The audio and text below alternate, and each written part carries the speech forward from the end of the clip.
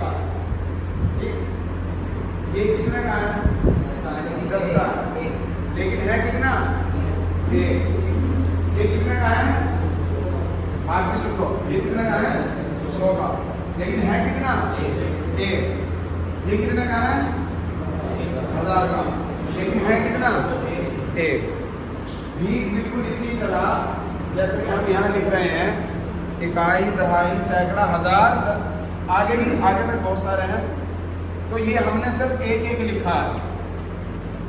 अब इस एक का मतलब है ये जिसकी वैल्यू कम है, और फिर उसके बाद इस एक का मतलब क्या है? ये 10 का नोट।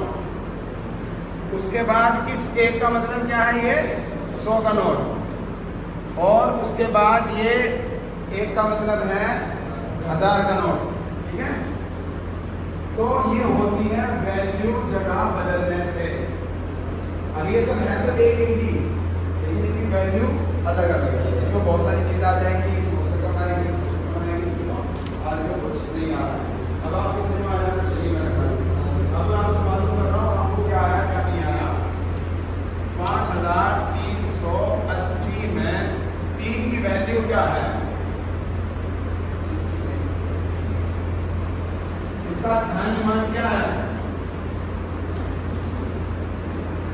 आप बताइए, स्थानीय मान क्या है? नहीं, वैल्यू है। स्थानीय मान क्या है? स्थानीय मान कौन बताएगा? जल्दी बताओ। सैकड़ा, ठीक है। 8 का स्थानीय मान क्या है? 8 का 3380 में 8 का स्थानीय मान। दहाई वैल्यू क्या है? 8 की,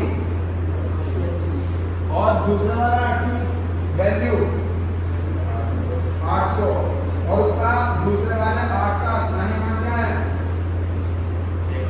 सैकड़ा, ठीक है। 5 का स्थानीय मान क्या है?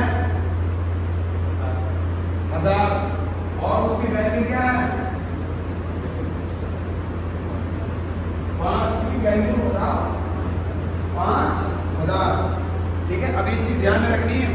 एक चीज है उसका स्थानीय मान जो इकाई, दहाई, सैकड़े से बताया जाएगा, और एक है उसकी वैल्यू, उसकी कीमत क्या है।